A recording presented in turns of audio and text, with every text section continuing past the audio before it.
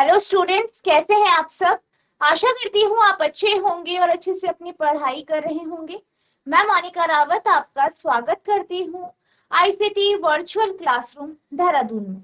बच्चों, आज हम 11th का जो आपका सब्जेक्ट है फिजिक्स, उसका chapter mechanical properties of matter को कंटिन्यू करें।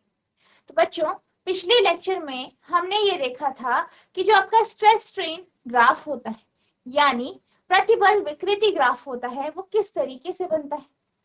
हमने वहां पर एक धातु जो कि क्या थी, आपकी स्टील थी, स्टील के लिए स्ट्रेस स्ट्रेन ग्राफ को पढ़ा था, उसके बारे में समझा था और हमने अलग अलग टर्म्स देखी थी, अलग अलग प्रॉपर्टीज देखी थी।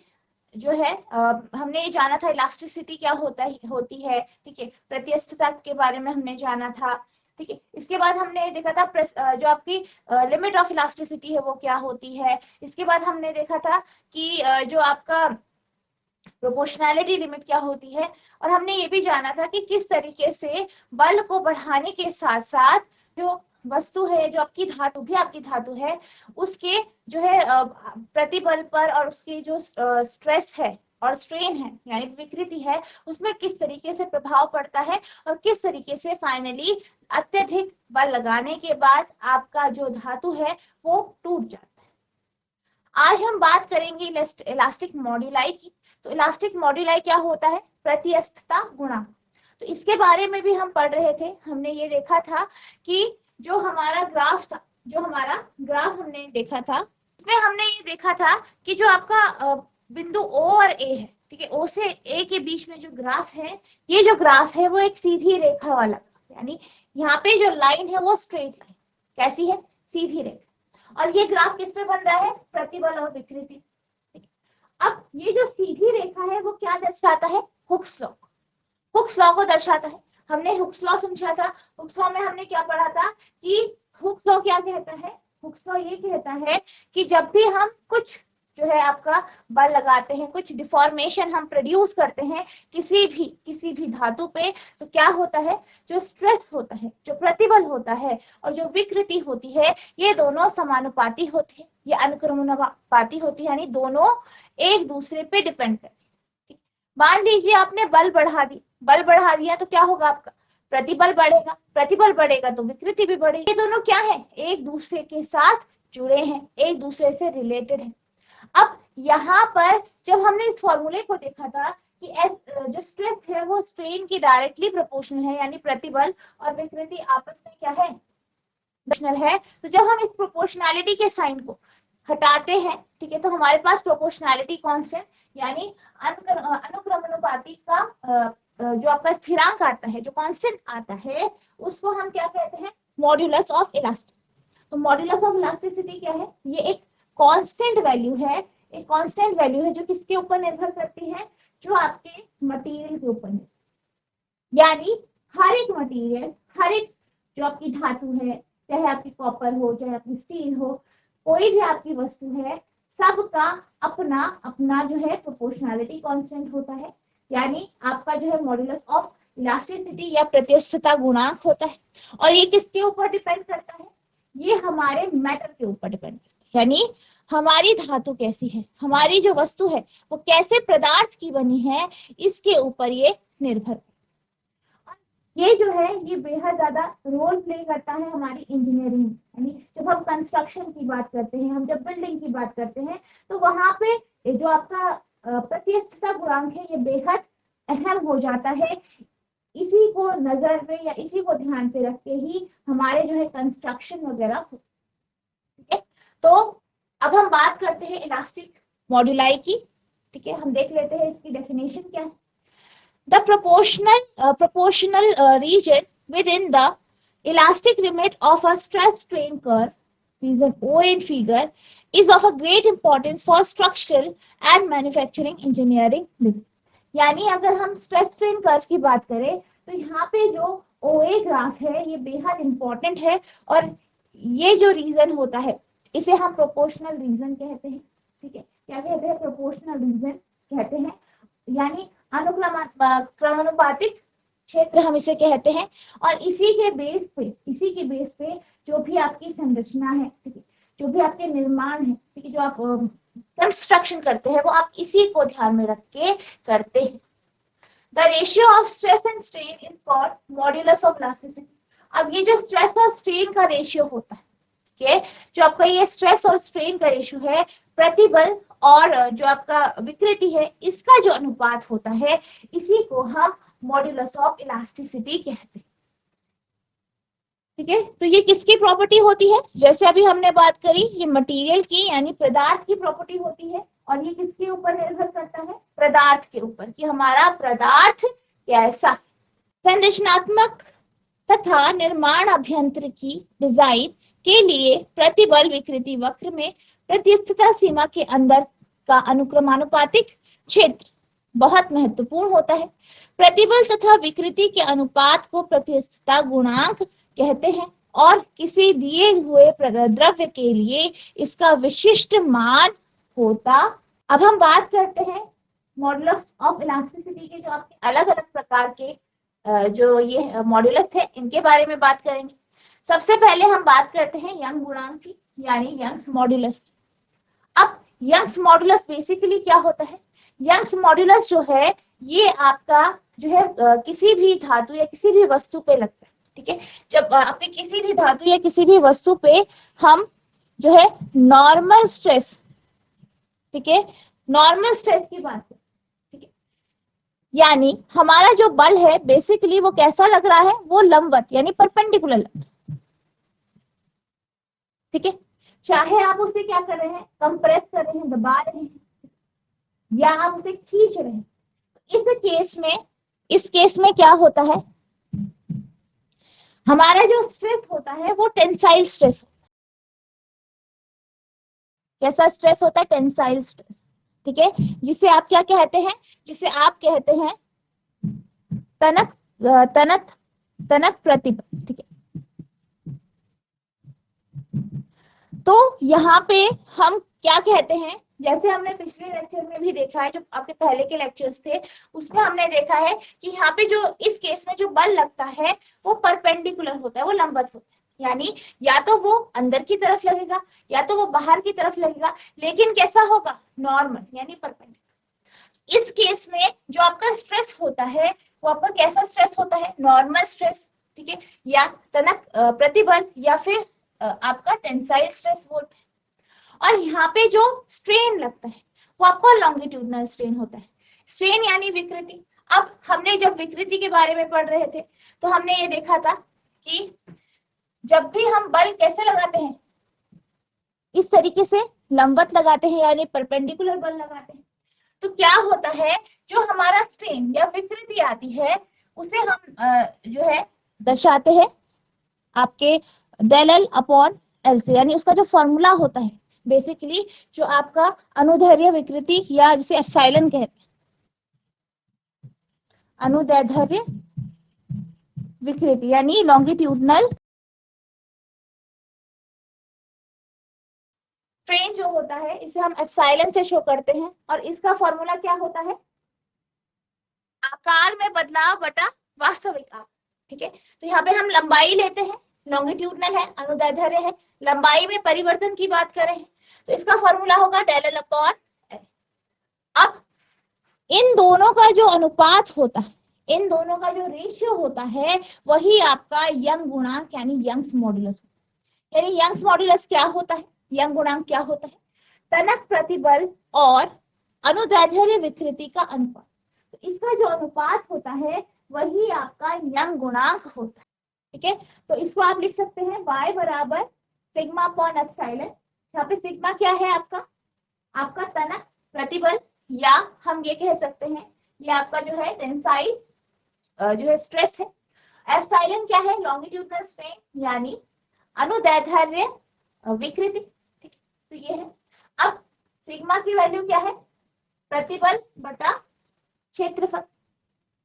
सॉरी, जो आपका सिग्मा है प्रतिबल है वो बल बटा क्षेत्रफल, तो यहाँ पे F अपॉन ए आ जाएगा। एप्सिलॉन का क्या है? लंबाई में बदलाव, change in length upon original length यानी वास्तविक लंबाई। सॉल्व करेंगे तो हमारे पास क्या आएगा? F अपॉन ए, ये आपका चल जाएगा ऊपर, डेल एल आपका यहाँ रह जाएगा, ठीक है। अब आप ये जानते हैं कि इसकी कोई भी यूनिट नहीं होती, ये एक डायमेंशनलेस यूनिटलेस क्वांटिटी है, इसकी खुद का जो है यूनिट नहीं है। तो आपका जो यंग मॉडुलस है इसकी भी जो आपकी यूनिट होगी, ऐसा यूनिट जो होगी वो वही होगी जो आपकी प्रतिबल की है, यानी न्यूटन पर मीटर स्क्वायर या पास्कल। ठीक है। Experimental observation shows that for a given material, the magnitude of strain produced is same whether the stress is tensile or compressive.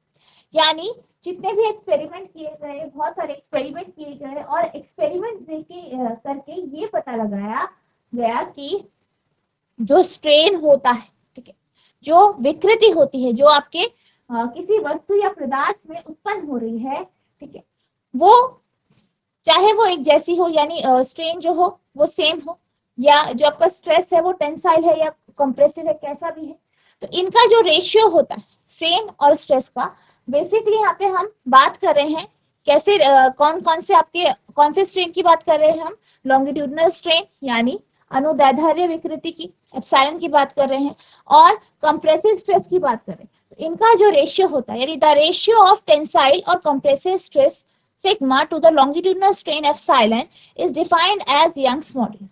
यानी क्या कहा गया है कि जो आपका तनक प्रतिबल, ठीक है, या संपीड़क प्रतिबल और जो अनुदैर्ध्य विकृति है, इसका जो अनुपात होता है वही आपका यंग्स मॉड्यूलस होता है, and is denoted by y, और इसको हम y से रिप्रेजेंट करते हैं। प्रायोगिक प्रेक्षण यह दर्शाते हैं कि प्रतिबल चाहे तनक हो चाहे संपीड़क उत्पन्न विकृति, तनक या संपीड़क प्रतिबल सिग्मा तथा अनुदैर्ध्य विकृति के अनुपात के यंग गुणांक को परिभाषित करते हैं। इसे y प्रतीक द्वारा निरूपित करते हैं। तो इसको आप इस तरीके से लिख सकते हैं, y बराबर सिग्मा अपॉन एप्सिलॉन। तो सिग्मा क्या है आपका, सिग्मा जो है यहाँ पे आपका है तनक या संपीड़क प्रतिबल, साथ साथ नोट करते रहेंगे, अपॉन एप्सिलॉन है आपका अनुदैर्ध्य विकृति, यानी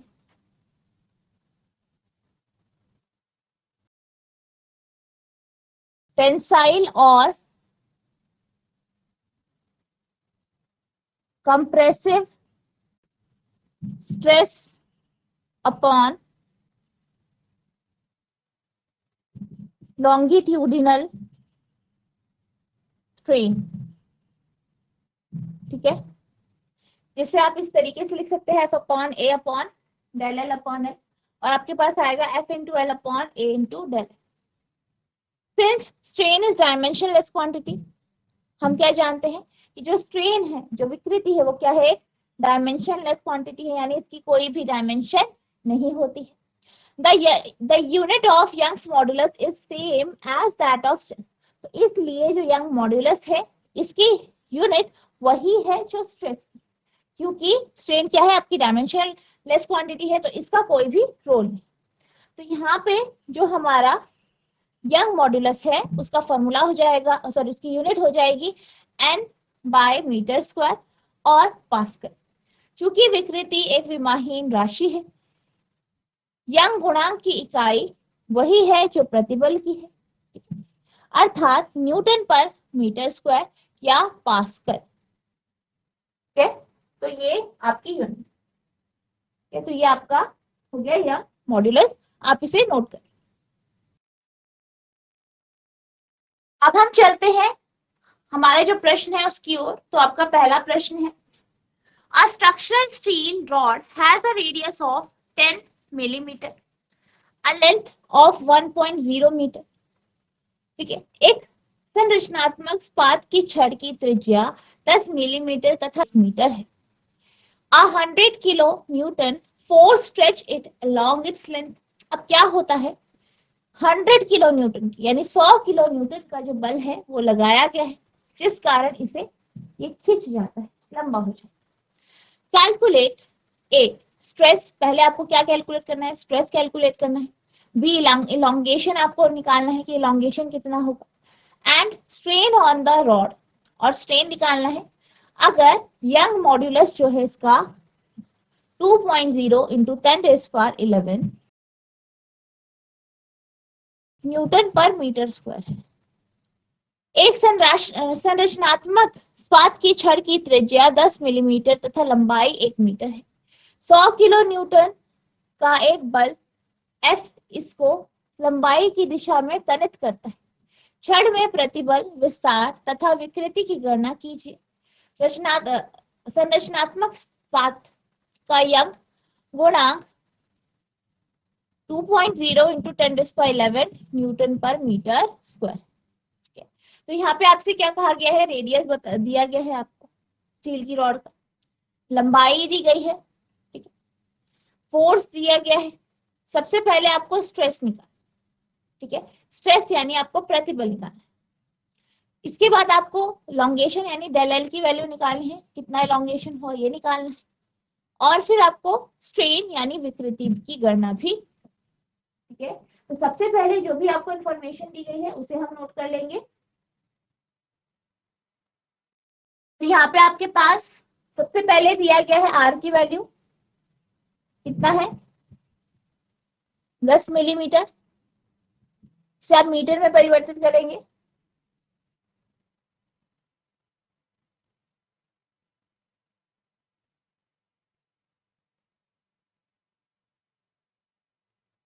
ठीक है, तो ये आपके पास जाएगा 10⁻⁻2 मीटर।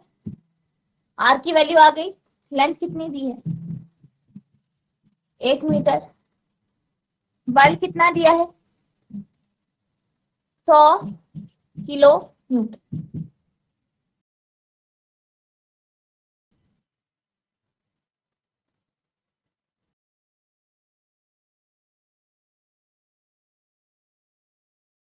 ठीक है, 10⁵ न्यूटन। यहाँ पे आपके पास पहले स्ट्रेस निकालना है यानी प्रतिबल निकाल।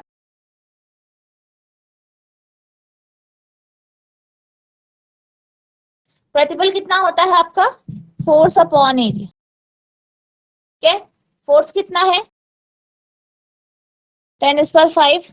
एरिया कितना होगा, अब यहाँ पे, ठीक है, यहाँ पे क्या हो रहा है, बल लगाया जा रहा है। अब कहाँ पे लगाया जा रहा है, लंबाई में, ठीक है, लेंथ में लगाया जा रहा है, जिस कारण क्या होता है, खिंचाव आता है, इलॉन्गेशन हो, यानी बल लगाया जा रहा है इस दिशा। तो एरिया कौन सा होगा, एरिया ऑफ क्रॉस सेक्शन। तो यहाँ पे आपका जो एरिया ऑफ क्रॉस सेक्शन होगा वो कितना होगा, पाई आर स्क्वायर।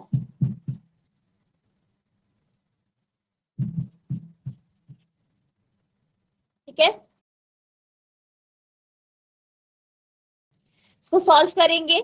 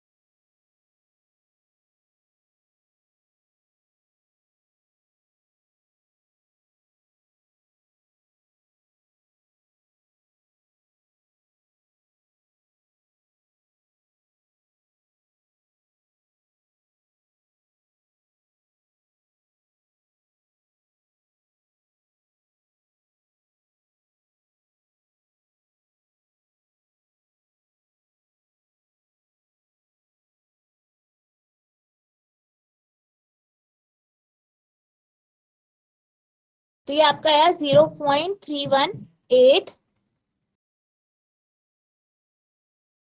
ठीक है, तो ये आपका फर्स्ट पार्ट यानी हमने प्रतिबल निकाला। ठीक है, आप नोट करें।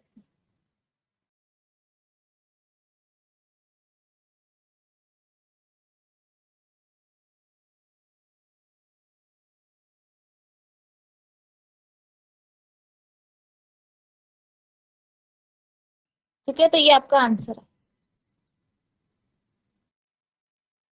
अब हम बात करेंगे सेकेंड पार्ट। ये बी पार्ट जो है आपका क्या है, इलोंगेशन निकालना है, यानी डेल एल की वैल्यू आपको निकालना।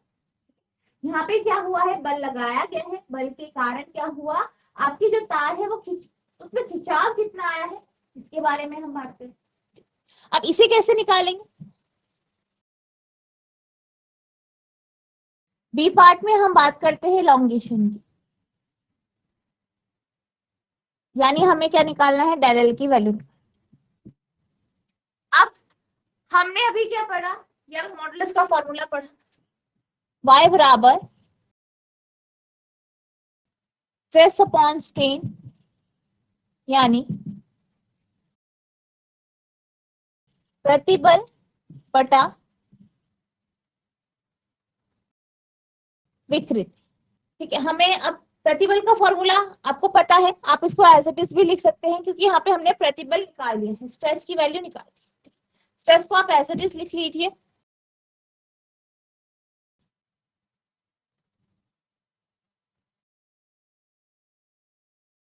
अब हम बात करते हैं विकृति की, स्ट्रेन। स्ट्रेन का फॉर्मूला क्या होता है, लंबाई में परिवर्तन बटा प्रारंभिक लंबाई या वास्तविक लंबाई। अब यहाँ पे हमें डेल एल की वैल्यू निकाल, हमारा y का फॉर्मूला होगा y बराबर स्ट्रेस अपॉन डेल एल, ये ऊपर चल जाएगा, इनटू एल। अब आप क्या करेंगे, डेल एल निकालना है, ये इधर आ जाएगा, y नीचे आ जाएगा।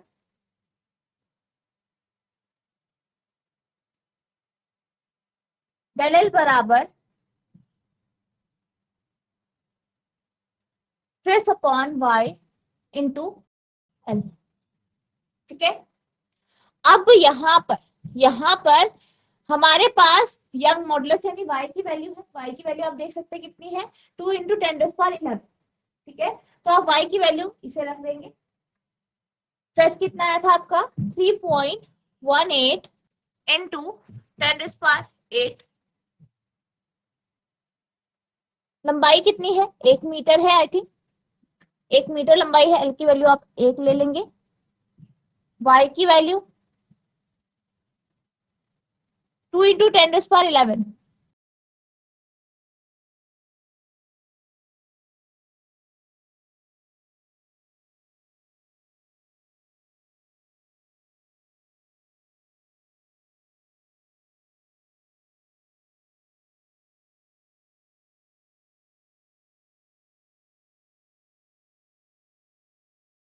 तो आपकी जो डेल एल की वैल्यू आई है वो आई है 1.59 इंटू 10⁻³ मीटर।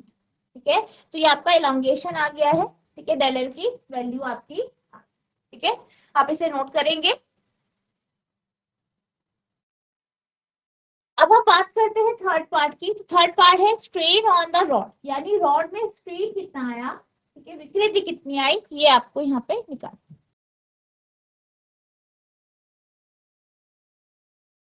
स्ट्रेन की बात कर रहे हैं, तो इसका फॉर्मूला क्या होता है, डेल एल अपॉन एल।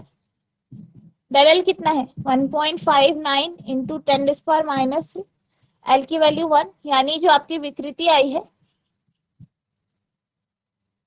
कितनी आई है, 1.59 इंटू 10⁻³। ठीक है, इसमें आपकी यूनिट नहीं होगी, आप जानते हैं यूनिटलेस क्वांटिटी है, तो ये इसका आपका वैल्यू। ठीक है, नोट कर। अब हम चलते हैं अगले टॉपिक की ओर। तो आपका अगला टॉपिक है शेयर मॉडुलस यानी अपरूपण गुणांक। अब अपरूपण गुणांक की अगर हम बात करें, तो यहाँ पर जो आपका अपरूपण गुणांक होता है, इस कॉन्सेप्ट को आप कुछ इस तरीके से समझ सकते हैं, जैसे कि हमने जब आपका जो अपरूपण प्रतिबल की बात की थी, हमने कैसे की थी, हमने कहा था मान लीजिए हमारे पास कोई किताब है और उस पर आप क्या करते हैं, इस तरीके से बल लगाते हैं, अब पहले जो थी आपकी किताब कुछ इस तरीके की थी, एकदम सीधी थी,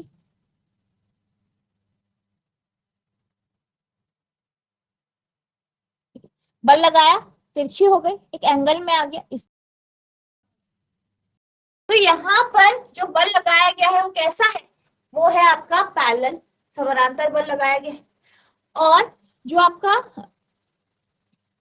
एरिया ये है आपका, तो यहाँ पे जो है आपका अपरूपण बल क्या होता है, अपरूपण बल जो होता है वो आपका नॉर्मल फोर्स अपॉन एरिया है, या एफ अपॉन ए भी आप लिख सकते हैं। नेक्स्ट है आपका शेयरिंग स्ट्रेन। शेयरिंग स्ट्रेन, अब आपने क्या किया, टेंजेंशियल फोर्स लगाया, ठीक है।